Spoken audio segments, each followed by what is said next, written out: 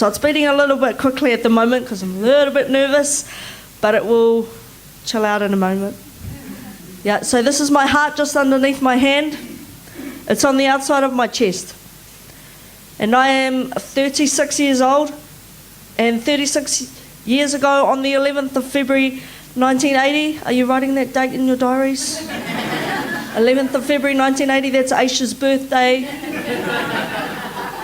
Okay, that never works. I was born in Tauranga to my parents, and before my mother had me, she got very, very sick. So she got put in hospital, got given all these instructions, stay on bed rest, don't stop smoking, and, be good, basically. And because in those days there were no scans to detect anything. So my mum knew that something was wrong with me, and the doctors knew that something was wrong with me, but they didn't know what. So on the 11th of February 1980, I was born by caesarean section, and they took me out and they saw that my heart was hanging there on the outside of my body, fully exposed. So there was no skin covering my heart, it was just hanging there like an exposed muscle. So they took some skin off my leg, they grafted it off my leg and put it onto my heart. They put me in an incubator and they rushed me here to Auckland, to Green Lane Hospital. And they said to my father, you need to come and be with your wife, because there is going to come a phone call to say that your daughter has died in the night. She's not going to make it. She's been born with a very rare condition. It's called ectopia cordis, where her heart is on the outside of her body. It's very, very rare, and it's highly unlikely that she will survive. And my mother said, nah, you don't know her. Because my mother had a faith in God. My mother was raised in an Anglican home. My grandfather was an Anglican canon. And so my mother had a faith in God, and she said to the doctor, nah, if God wanted to take her, he would have taken her by now. She's meant to be here.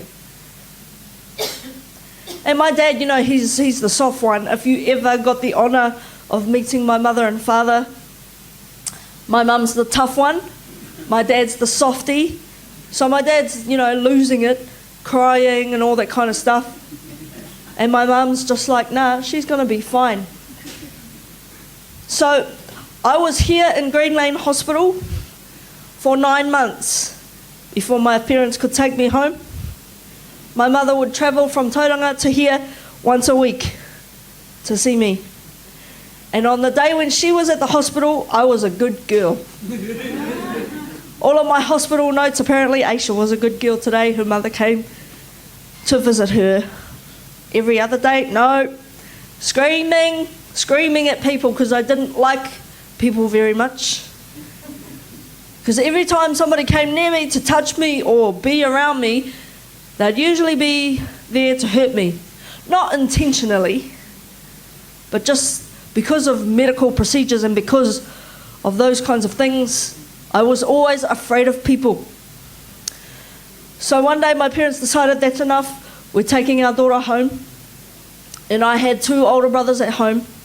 There is nothing physically wrong with them. They're the most handsome, I have to say this, just handsome, amazing brothers of mine. And so I was taken home by my parents, and my parents were sent home with all these instructions. Don't give her this food, don't feed her that, don't do that. They just did whatever they wanted. My mother was like, nah, she's going to be all right. We're just going to raise her like our other children. We're going to raise her as normally as we can. And people had come to my parents when I was born and said to them, you know why your daughter has been born like that? She's been born like that because she is a curse. She is a curse for everything you did wrong. That's what she is. You should put her in a home and forget that she exists. You should do away with her. She's a mistake. And my mother said, No. She's not a mistake. She's here for a reason. She's here to let people know that miracles still happen today. I'm 36 years old, still waiting for a phone call.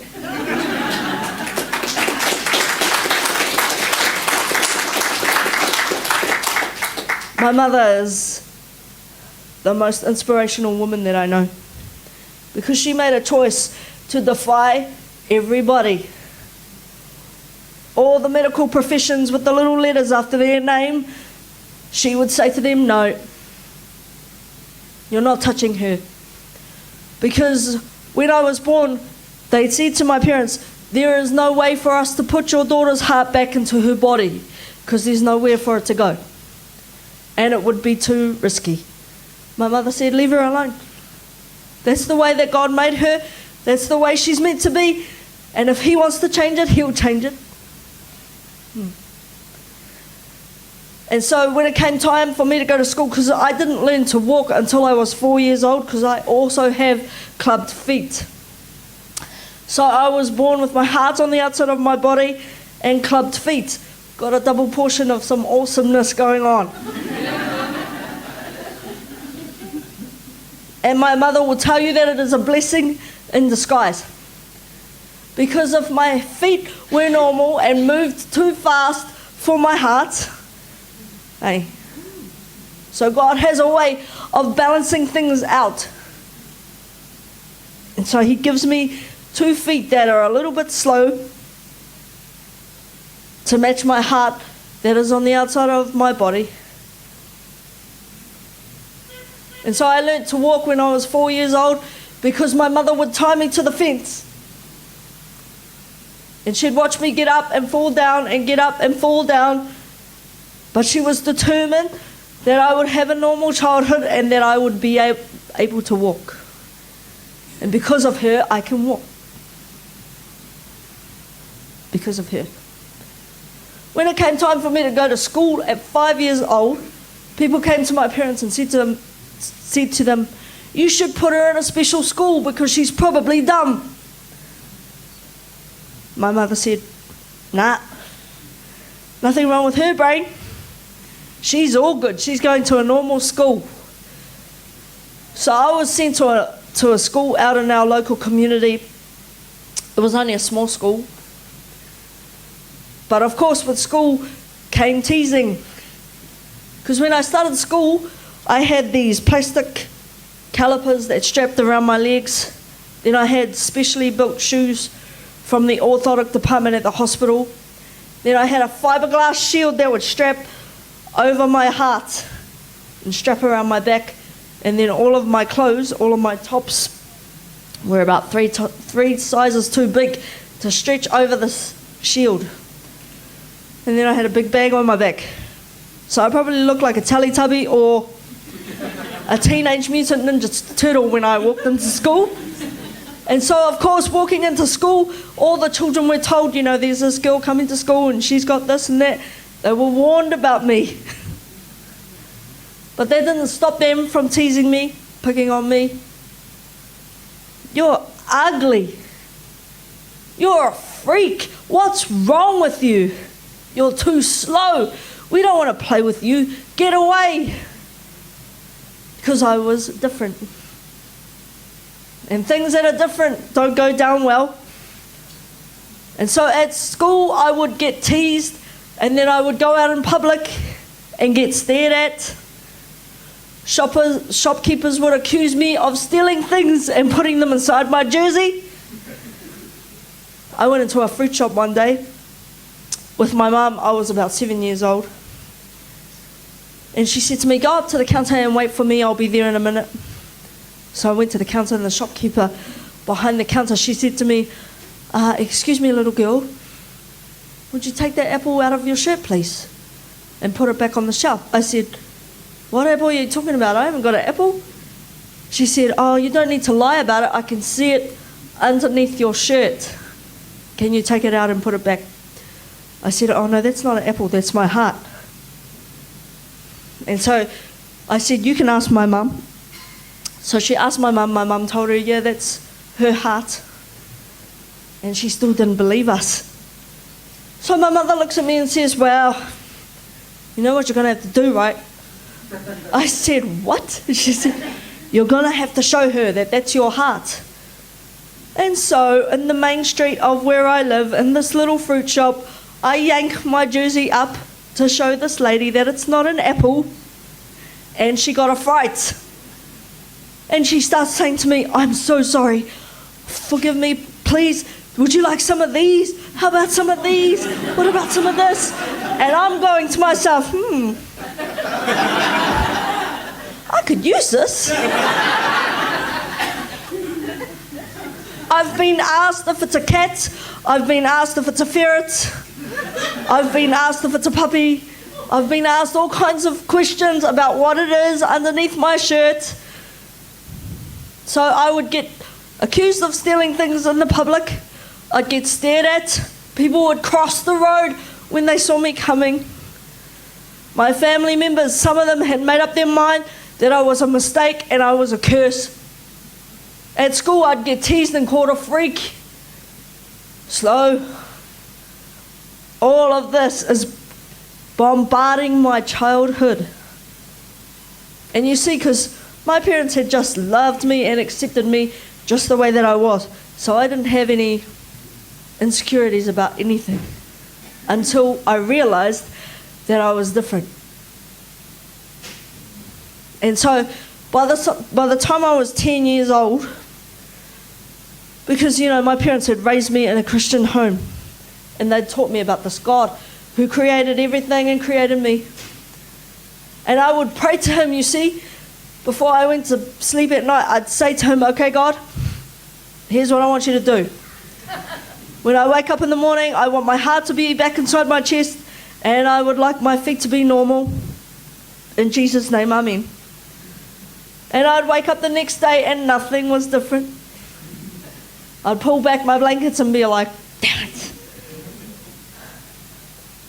Because good intending Christian people would come to me and say, you should just have more faith, dear. Why don't you go up the front for prayer? Maybe you're not doing something right. And I would pray to this God. And he didn't seem to be working on my terms. And that's all right. So by the time I was 10 years old, I made a decision that I had had enough. And I locked myself in the bathroom and got a razor blade out of the cupboard. I made a decision that I would end my life, didn't know how to do it, just knew that you could go in the bathroom and do something and not come out. And I cried out to God on the floor of my bathroom at 10 years old. I said to him, God, if you're real, you need to speak to me. Because I don't understand all of this that I am going through. You're not here. You're not here to save me. I pray to you every day. You don't answer me. Where are you? Where are you, God? And the crazy thing is, you should never ask God to speak to you because he will. Because he spoke to me. In a moment of clarity, he said to me, Aisha, do you know why I created you like that?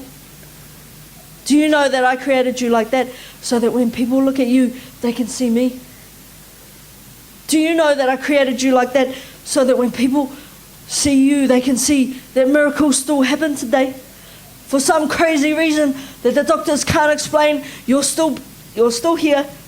And it's because every now and then, Aisha, I create somebody like you who just makes them go, what is that? How did that get there? Why is she still alive? How come she's still here? Because I am God. And they can figure out the weather and they can figure out whether it's going to be rainy tomorrow or sunny. They try and figure me out, Aish. And then I create you. And when you show up, they're just like, that's a miracle. Have you ever heard a doctor tell you that you are a miracle? I have.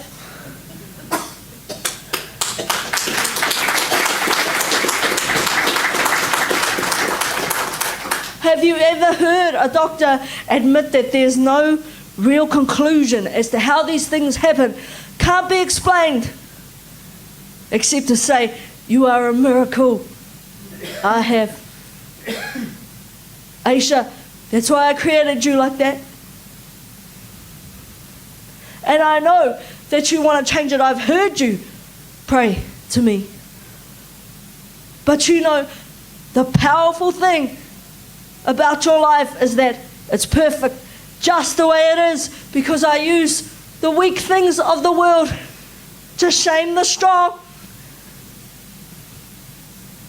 I use you, Aish, just the way you are in the body that you're in, because that's how you're meant to be. I hear you, Aisha. I hear your prayers. I've seen your tears. I know what you go through every day. But I made you for that journey. I made you to be able to handle the jandal. All the jandals, you can handle them. The miracle, Aisha, that you long for is not for your physical body to be changed. The miracle that I'm working in you is actually on the inside of your being. I'm changing you from the inside out. Aisha, I will make you stronger, faster. Sound like the $6 million man. I will make you stronger. I'll make your voice so powerful. People are going to want to hear your story, because what they hear is the voice of God speaking to them, reminding them about who I am. Who is God? Where is He? He's in me and He's in you. That's the miracle. The miracle is not that God can heal me 100% just so that I look normal like everybody else. How boring is that?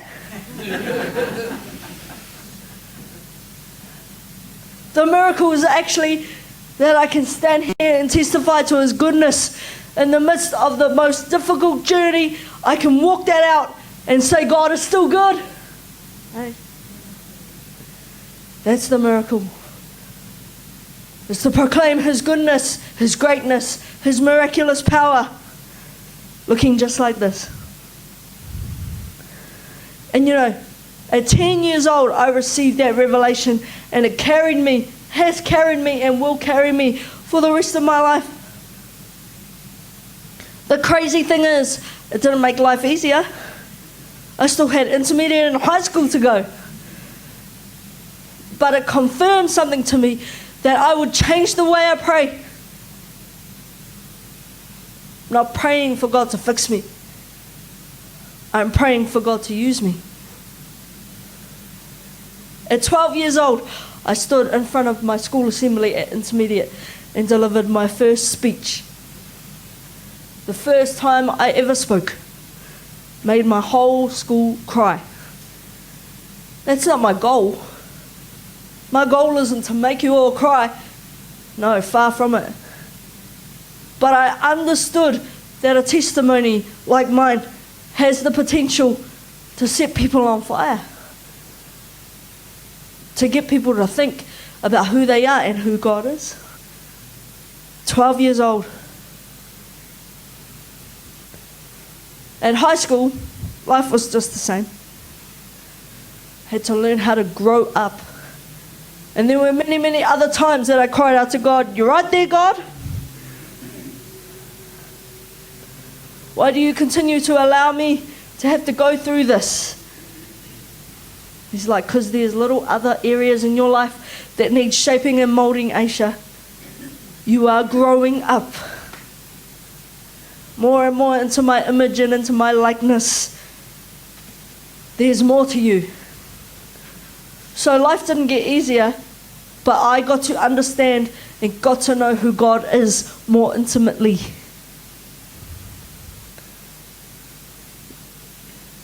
At intermediate, they wanted to do this operation on my legs to make them like everybody else's.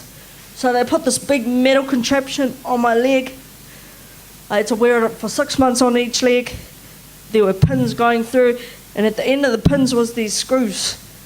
and you screw them, and this contraption manipulates your leg to make it normal. And that stuff was painful.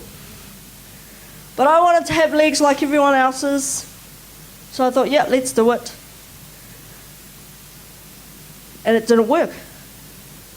So I spent most of my intermediate years in a wheelchair, and when I was doing physio and stuff to get better, and my mother, she was real strict on me, get in that room, do that physio. And I'd be crying, and my dad would be like, oh, look at her, she's crying, leave her alone. And my mother would say, no, she needs to get in there and do it, because if her legs freeze up and she ends up in a wheelchair for the rest of her life, I'm not looking after her. See, my mother was hard on me. She was hard on me because she knew that she could not relent. Because if she did, I wouldn't be who I am standing in front of you today. She was cracking the whip, even when I was 11 and 12 years old. And then the operations didn't work because I had a growth spurt and my legs went back to how they were before the operations started. And I cried out to God again. I said to him, God, this was my opportunity to get better, to make my legs like everyone else's, and you robbed me. He said, no, I didn't. He said, Aisha, I created you, me. I am your God, and I made you just like that. And if I'm going to change it, I'm going to change it. Just like that, I want you to stay just like that. So I had to learn at a very young age to accept that this might be my body for the rest of my life. My heart might always be on the outside of my chest for the rest of my life. For the rest of my life, my feet might always be turned inwards. I might always need to get special shoes from the hospital, and I might always walk with a little bit of a limp for the rest of my life. And God's question to me was, are you going to be okay with that, Aish? Are you okay with that? Are you okay with being broken? Are you okay with being vulnerable? Are you okay with being different from everybody else? Are you okay with being a freak? Are you okay if you stay just the way I created you? Is that okay with you? You see, I had to learn to say yes. Yes, God, I'm okay with that. I can do life with you in my body that is not perfect. I can do life with you in my body that sometimes is in pain. I can do life with you in my body with my rickety heart and my funny legs. I can do life with you like that. I'll stay like this for you for the rest of my life. And I arrived. I arrived at a place where I realized who I am. Became comfortable in my identity as Aisha TeKani, the girl with her heart on the outside of her body. Aisha TeKani, the one who travels around and speaks her life story to people. I became comfortable with that. That, God doesn't need to heal me. There is nothing wrong with me. And see, that takes a little bit of a transition in your mind to get over that fact that actually I am whole just the way that I am. The things that God needed to mend and shape and mold were on the inside of my being, not my physical body. And so I'm cruising along in life. And in 2006, I was working as a counsellor for the Salvation Army. I just left that job on Thursday. I'd been working there for 10 years. Because I wanted to use my life, always wanted to use my life story to help broken people in their own brokenness. Because my brokenness looks like a physical body thing. Everybody is living with something that is broken. I've seen them day after day for 10 years in my office as a counsellor at the Salvation Army. And at 26 years of age, when I was working there, I started to get these headaches. Long story short, they found that there was an abscess in my brain. And I'm like saying to God, hello? You know, you're right there? You kind of messed up this middle bit, and then you messed up down the bottom, and now you're messing with my head now. They found an abscess in my brain. They flew me here to Auckland Hospital, to Auckland City Hospital, confirmed it was an abscess, and said to me, Aisha, we need to put you into surgery because we need to remove that. Because if it bursts, you could die. And I'm sitting there looking at the doctor saying, oh yeah, okay. He's like, did you hear what I just said to you? I said, yep, I heard you. I said, but I've heard that before. I said, yep, where do I sign? What do I need to do? You know, because by now I know how it works. But I was still scared though. So the doctor comes in, I sign his forms, you know, because he's like, can you sign this in case we need to resuscitate you? Can you sign this in case you need a blood transfusion? Sign this, sign this, sign this. So he goes out, and then the anesthetic guy comes in, and he goes, I'll be doing your anesthetic, but can you sign this form in case we need, you know. So he's getting me to sign forms too, because there is so much risk when any doctor starts touching me. And so they're just going to sign off all the clauses in case it goes wrong. And for the first time in my life, at 26 years of age, I was afraid. And I had a friend who came to me and said, Aisha, your life has always been in God's hands, and you need to put it back there. So, you know, praying in my room, sent everybody out of my room and said to God, God, if you want to take me home, you can take me. But I'm just letting you know that I'm not ready to go yet. Because on this day, the 24th of September 2016, I'm meant to be at the FLI conference speaking to people. So I'm just letting you know, God, I'm not ready to leave yet. I've got some more seed to sow. 26 years of age, the orderly comes to get me, to wheel me to surgery. She says to me, hello. I'm like, hello. She's like, I'm here to pick you up, and I just want to say it's an honor to meet you. And I said, okay. She's like, did you know that your name is all over this hospital? Everyone is talking about the girl with her heart on the outside of her body. I just want you to know it's such an honor to meet you. She wheels me into the theatre. There's a line of surgeons standing in a line. They want to shake my hand. I'm like, okay. Because all of a sudden God is revealing to me, Aisha, did you know that everything you go through is not actually about you? I have medical students coming to visit me in the weeks after that, want to have a look at my heart, because they will never ever see it again in their lifetime probably. God is like, did you know that everything that happens to you, Aisha, is actually about somebody else? Because I am displaying my glory here. Are you up for that, Aisha? Are you up for spending 3 weeks in a hospital so that people can encounter me in you? Hour and a half later, I wake up, come back to my room, sitting up, and I said to God, nice to be back, Lord. Let's go. Because my relationship with God is like that. I know that He is holy and He is awesome. And I live in fear of Him. Not afraid fear, just to clarify.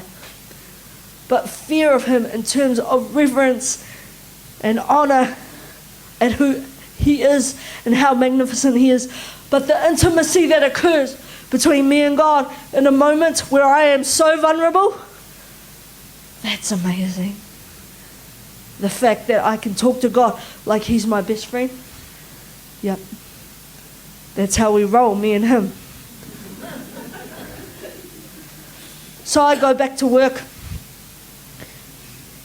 And, you know, the cardiologist had come to see me while I was in Auckland Hospital. He said to me, has anyone ever talked to you about your heart condition? I said, oh no, I just thought it was in the wrong place. He said, there are things that are wrong with your heart. Your heart is not like a normal heart. It's actually back to front, and we don't understand it. He said to me, the good blood does not separate from the bad blood. So all of your blood flows in together. Therefore, if you get sick or you get a bug or something happens, that's how this abscess occurred. You got an infection in your wisdom teeth. And because the blood, your lungs don't sift out infection very well, it travelled to your brain. The valve that takes oxygen to your lungs is narrow. That's why you are breathless when you breathe. Sometimes that's why you find yourself getting tired very quickly sometimes. That's what that's about. Has anybody talked to you about having children? Nope. We recommend that you don't, because it's a risk to your life and to theirs. And so all of a sudden I am finding out the full extent of my heart condition. All of a sudden it's in the wrong place, and it's got some stuff that's wrong with it. And possibly my future is being mapped out by the words that are coming out of this cardiologist's mouth. Except that I am saying, but God. Except that I am saying, thank you for that. Thank you for that information, I'll receive it. And then I'll take it to my Heavenly Father, and He'll help me to process this stuff. Like He's helped me to process everything that I've run to Him with. He'll help me with this one too. And so, you know, the rest of my days, I don't know what's in store. In 2014, I got a second brain abscess. They don't even know how I got that one. But they took ages to do anything about it because it was right in the center of my brain. And they were scared to operate on it in case they killed me. But I got so sick, they didn't have a choice. So here I am signing these forms that represent me signing my life away. But I signed my life away a long time ago. I gave my heart to Jesus when I was 7 years old, signed my life away. My life belongs to Him. And all the days ordained for me have already been written down. So if that was going to be the last one, it was going to be the last one. I'm not naive to think that He's going to rescue me from everything and anything. He can. But all the days ordained for me are already written down.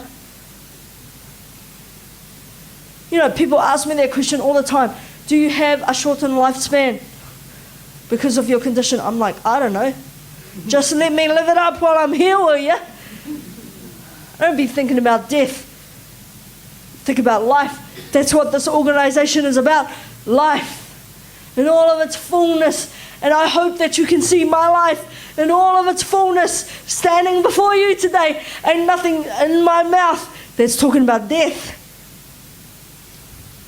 I don't know why people choose to abort their babies. I don't know why. There are probably many, many, many reasons, but I'm so grateful that my mother made a choice to say, no. We'll let her live and see what God does. Because He is the Alpha and the Omega. He is the beginning and the end. And He fills all the spaces in the middle, right? I hope that I'm only 3/4 of the way through. Not even 3/4, like a quarter.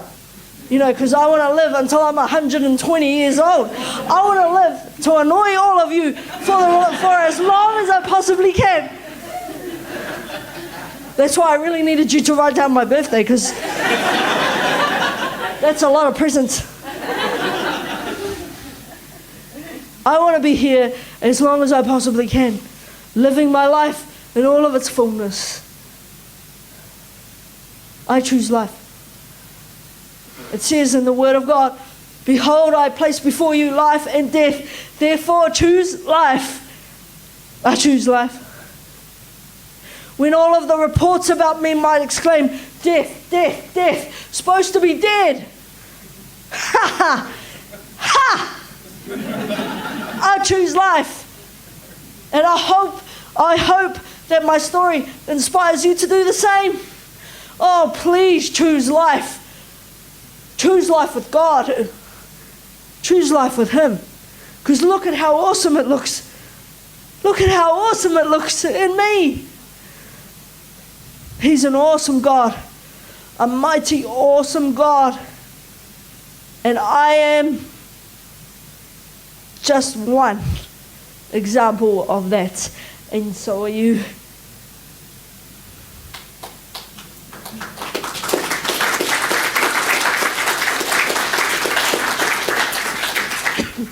So I just want to say thank you for inviting me back. Maybe you'll invite me back again, I don't know. You might be sick of me yelling at you by now.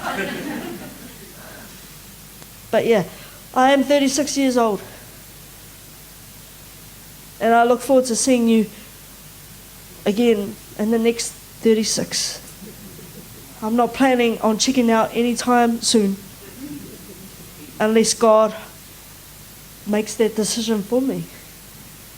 He's the only one who has that say-so.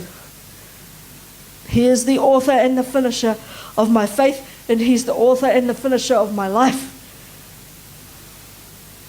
My life is in His hands, and that's where it will stay. Until I breathe my last, you'll be hearing me yell at whoever is willing to listen to me, because I'm so passionate about my life, passionate about your life, passionate about you getting it, turning all the lights on, right? So that you can be inspired to go talk about your life to somebody else, share life with someone. People are dying because they think it's over. They're depressed, killing themselves, jumping off buildings, hanging themselves from rugby goalposts. No. I know that it's hard out there. I've seen it with my own eyes. I know that it's hard to live. From day to day to day, people are just making it. But oh, if they encountered the God in you, or if they encountered the God in me, and you introduced Him to them, what kind of equation is that? It equals life. Huh? You plus God plus somebody else who doesn't know God equals life. Take people to God. The name of the Lord is a strong tower, and the righteous run into it. Unrighteous people, do you know where they run? They run into you. People who don't know God run into us. And hopefully we're helping them to run into the name of the Lord. Right? I hope so. Man, I hope so. He is the way, the truth, and the life. Make sure that you spread that message everywhere you go.